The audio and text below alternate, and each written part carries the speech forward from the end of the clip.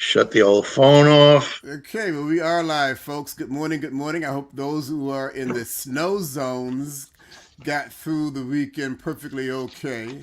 And we're here in New Jersey, by the way. Who are we? Well, I'm Joe Wesley, and this is Tommy Hilcken. Oh, yeah.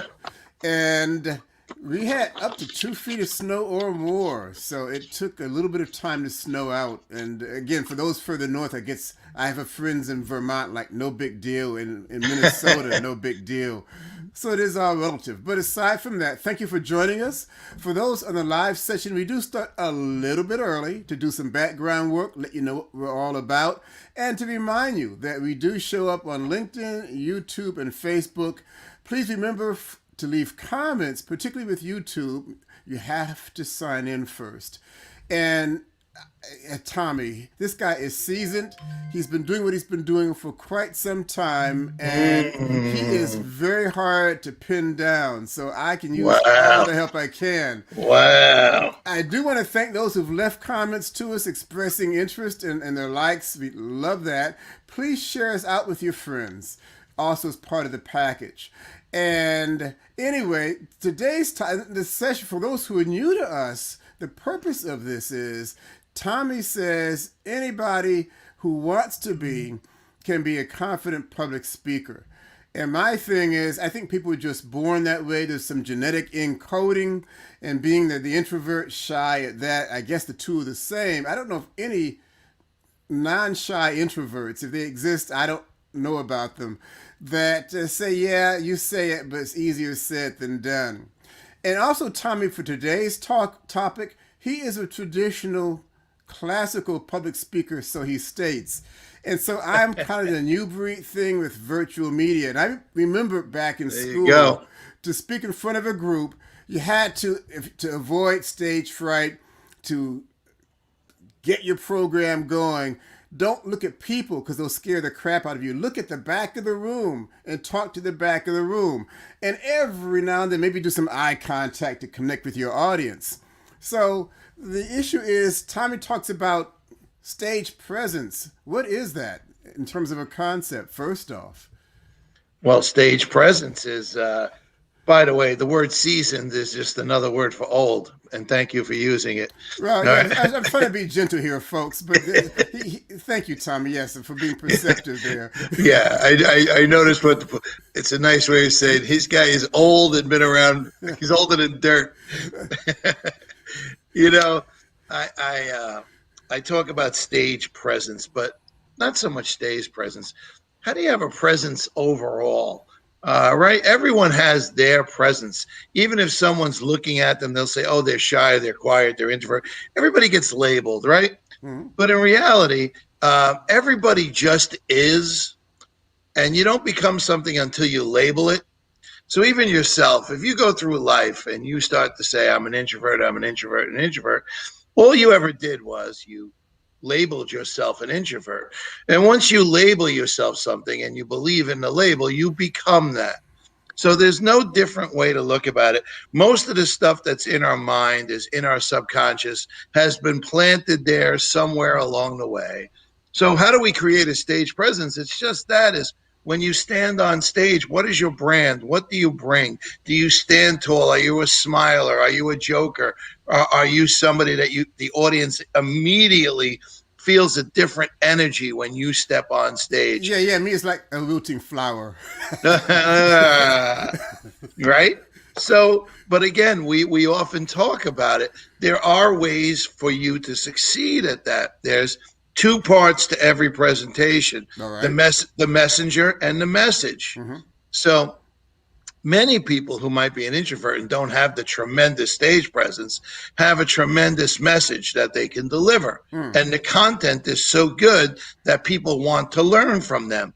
Not every college professor is dynamic. I've had history teachers, I've had biology teachers who were quiet and they delivered information for you to digest. And it can be done the same way with public speaking. You might not be a Tony Robbins, a Zig Ziglar, woohoo, let's go, motivational, inspirational. But the one thing I want to remind people, you can become educational and informational. Okay. That your thing is you have, and what does that mean? that means you still have to be very good at presenting. You just don't have a bigger than life stage presence. All right. Well, then that kind of brings a question to mind that maybe you've already answered. Is that you mentioned a professor giving a lecture Right. versus a speaker giving a presentation. I'm assuming there's some difference in those two aspects, although they're both talking to an audience. Yeah. Yes. Yeah, I think you can study everybody and anybody who's giving a presentation. Teaching is a presentation. You're delivering information, you're educating, so it doesn't matter where you are and who your audience is. So anybody sitting in your classroom, if you're doing training, coaching, whatever it means, teaching, they're your audience. And how are you going to get your message across the best way? All right. Well, let me ask you this then in a more Yeah. direct manner. So you say you're a public speaker. Is that in your world being also a lecturer or something different than a lecturer? No, no, I wouldn't say I'm a lecturer. What's the Uh, difference? That's what I'm asking, kind of. Well, giving a lecture is somebody going up and giving information that your audience needs. I've never thought of myself as someone who gives a lecture. So, If so, I, so let me interrupt. So you're saying because you're not giving information that audience needs when you talk your stuff, we really don't need it? well, the point I'm trying to get, I've never used the word lecturer Right. to describe myself. So when you brought up the word lecturer, I had to think about it. And I get in trouble when I have to think. Yeah, I hear So that. So I should have given you a 2 minute heads up. I'm sorry for yeah, that. Tommy, here's the next question. Put it in the chat box. No, I've never considered myself a lecturer. Mm-hmm. I've always thought of it as just public speaking, giving to me, it's always been giving a presentation. And an educational presentation, an informational presentation, motivational, inspirational, right? So that's the way I've always looked at it. So could I consider myself a lecturer? I think in my mind, now that Mm-hmm. you mention it, I would probably not enjoy that because I've never liked being lectured to. Oh, okay. So when you said that, I actually felt that. I was like, no wonder I've never called myself a lecturer, Okay. because who likes to be lectured to, right? Yeah, When you yeah. think Well, about it. I hear that totally. I've been married long enough to understand that concept. There you go. Yes. And you will be lectured as soon as you get off. True. Now, also in talking with you in the past, you'd have had discussion. This is where I get Yeah. really serious about Uh-oh. being a public speaker. Yeah. And your style is you're in front of the room, sharing the same physical space, breathing Yeah. the same air in today's world. And you're animated, you're walking back and forth, you're looking at audience faces. Well, when we go to now, everything's virtual. And so, does that change the rules of the style technique of being a public speaker and all the stuff that goes along with it? Yeah. I missed the connection of people.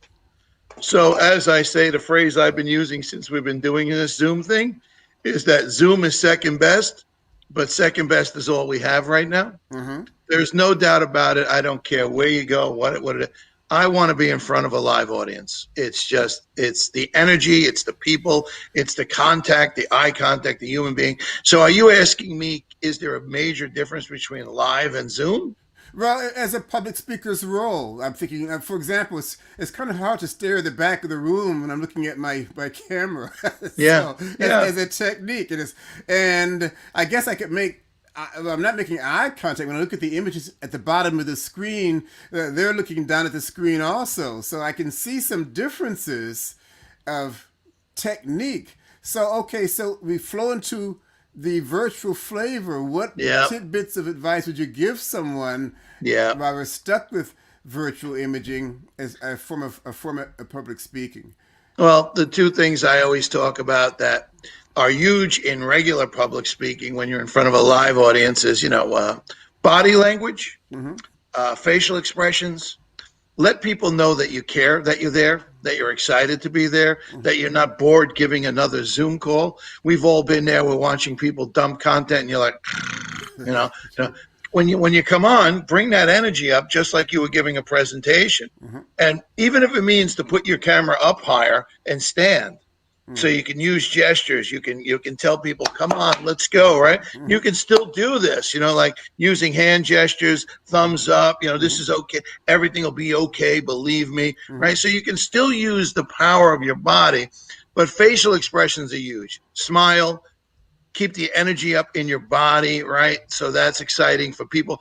You can bring people along that way. But one of the things, the best tool is your voice is a great tool. Mm-hmm.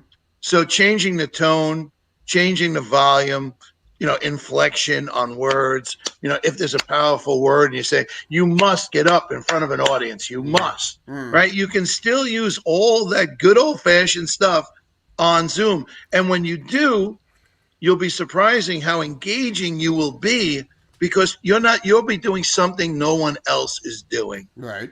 Now, you mentioned voice, this big Yeah. talk about a lady that built a $1 billion company, and she did voice technique as part of her presentation style. And Sure. a thought just occurred to me, male or female, I guess we put a lot of effort in our voice style. Like if I talk like this in a very deep manner, it Right. might sound, I guess, authoritarian. But hi folks, how you doing? So I can Right. see there might be a difference there. And I've been told when you do virtual, you have to even like overkill. You got to be more animated and more expressive. Yeah. Is that for real or no? No, you should be animated. You just use the word over expressive. No, you should be expressive. You certainly should be. No one likes anybody that's over the top. People deal with that 5 minutes at a time. When somebody's coming in and like, hey, what are you gonna do? And like, hey, come on, let's learn today. How you feeling out there? For me, I'm like, click. I'm done. I'm done because the best thing you can be is your authentic self. And one thing I want to share with you, and I'm not even gonna punch you. I'm gonna ice your neck down in the corner. Listen to this. All right, here we go. Well, you have discovered your presentation style. I've noticed it. I've watched you come along, and you've got it now, and you have a presentation style. But it's authentic. It's you. You're not trying to be anyone else. You just improved along the way how you presented, and I've noticed it. So there you go. Well, for those who are new to this group of Tommy and myself sparring each other, in the vernacular, that's called a suck up. This is the second time he's done it now, so you know the guy's word. I can see the sweat pouring down his face. So we're not going to change the topic to talk about Tommy versus talk about Joe here. But, see, Joe, but it was a compliment. Come on. I hear that. I hear that. Point being, find out who you are. Be authentic. People will connect with you. The secret is to find out your style, discover your style. If you don't know your style, ask somebody to watch you present, give you some feedback on your style. Feedback is the greatest thing you can get in most things. But public speaking, if someone watches you and then evaluates what you're doing and gives you feedback on it, that's where you grow. When you have the right person or the right people giving you feedback, you can see, I need to tweak this. I need to do this. I need to improve that. And really, that's the secret to anything and everything is find out where you are, find out where you want to go, and what are the things you have to do to get there. I think and I appreciate that kind of. One of the things I have to, where I do agree with Tommy, something he said a few moments ago, neither of us practice this podcast thing. We did start cold turkey, and we did it deliberately because, and whatever mistakes we've made and likely will continue to make, is to show those out there who don't feel they have a genetic encode to become a confident public speaker. Tommy says it's a learning process. And it's a growing process. So Tommy and I are learning this podcast thing. We're making fewer mistakes now than we made before. And we're even you are. Well, that's okay, fine. Look at August. See, here we go. See, Tommy can't help himself. I can't help myself. But that's what keeps it alive and keeps it going. And I was good from the get-go. So he says. But anyway, that may be another whole story. In fact, folks, before we lose our time here, Tommy's new phrasing is Tommy quote the Beacon Hilcken. So we're going to talk next session. For any of those who have any interest, is why does he call himself the Beacon? We talked about this once before, and my metaphor was he must mean like a fog light warning people to stay away. But he it's something different. Warning. But we're gonna.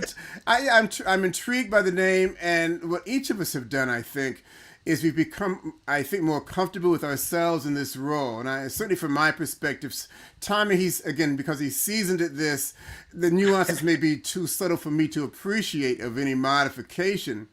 But I think we're both having fun at that. We can agree with that. We hope it's informative, and more importantly, share your comments, share your insights, share your questions, not just with us, but anybody else out there that you think may have interest in what we're doing or not. Tommy, so before we close out completely, do you have something you want us to go home with in the final 45 seconds of this, say? I like what we discussed. Always a pleasure being with you. The idea of stage presence is to find your authentic you and then just make it bigger. The secret was, as I started out with smaller audiences, 20, 30, 50 people. And then I had to go out in front of 500, 700, 1,000 people. And the secret that my coach, my mentor in the entertainment world had told me, that the secret is to make yourself bigger. Right. So make yourself bigger. So that's the secret to it. Be your authentic self, but make yourself bigger. Have a bigger presence. If you got a bigger audience, you must be bigger to be seen. And always remember that, to make yourself bigger, enhance, and really put into everything that you can do. Okay, thank you very much for that, folks. We're going to close out for our 15-minute timeline. We look forward to seeing you again every Monday. That includes the next one coming, barring national holidays, of course, or natural disasters. 8 o'clock. Which could be anything now. Right, we have no idea. That's true, and I think between Tommy and I, we're each rolling disasters on our own momentum here, so we'll see how that carries through. So we're navigating through disasters. That's right. Thanks for sharing this time with us. All right. Thank you, everyone.